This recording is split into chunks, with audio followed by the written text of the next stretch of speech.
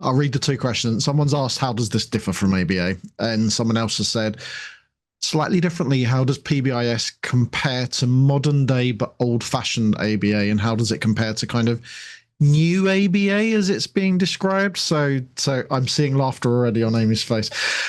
So I guess if you just want to speak to that and I guess extend what you were talking about in your session, that was just amazing. First, hi friends. Yay. Hey everybody. Thanks for coming. We only can see Virginia and Karen, but we know we've got like a house full. So woo. Okay. It's a great question. And I think the timeline that we showed in the presentation that kind of looked at the progression where Jacquelyn was joking, but not joking about things working on pigeons.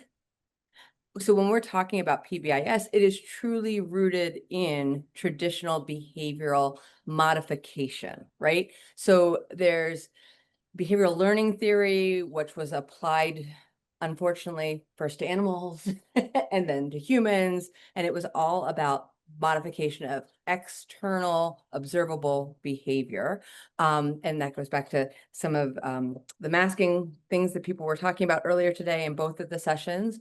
And it really was this shift in philosophy about maybe we shouldn't be punishing. Punishing's bad. We should be going with rewards. And so it's two sides of the same coin. It's really not any different. It's just a tweak of this theory for this outcome that people are after. Now, just to make things a little more dicey, we absolutely work with people who have the letters BCBA after their name, who are in fact extremely developmental and not using discrete trial, traditional practices. Right. So things get dicey.